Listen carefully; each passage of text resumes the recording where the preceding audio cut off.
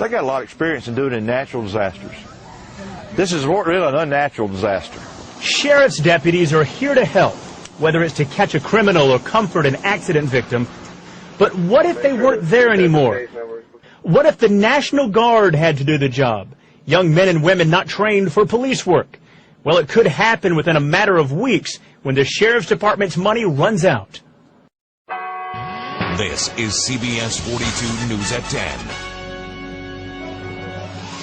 Good evening, everyone. I'm Stephen Howe. And I'm Nicole Wyatt, in tonight for Sherry Jackson. Jefferson County Sheriff Mike Hale asked the governor for the National Guard to patrol the streets and neighborhoods of Jefferson County.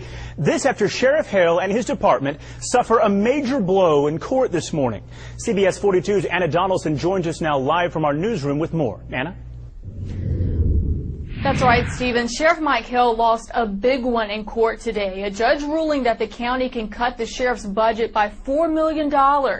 Sheriff Hill says he had no choice but to ask the governor to send in the guard. Instead of sheriff's deputies, what would Jefferson County look like with the National Guard on the streets?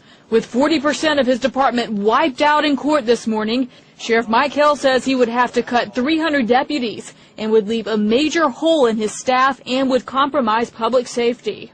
Just like last night, we had a homicide in Pleasant Grove, we had a homicide in Brighton, in a sleepy little town of Pinson, we had a burglary. So the criminals are taking note of what's going on. Today, Sheriff Hill called Governor Riley to first ask for funding.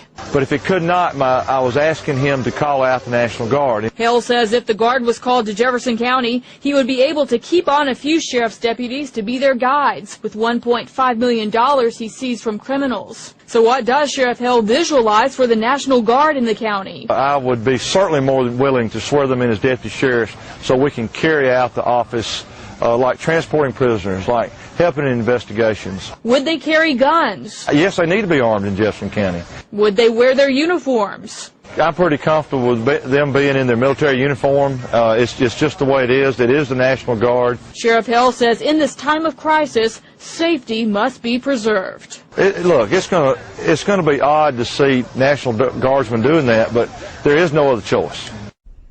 Now, a spokesman for Governor Riley told me today that Riley would not really consider sending in the National Guard until Sheriff Hill's situation gets a bit more serious, and his funding could run out in just a couple of weeks.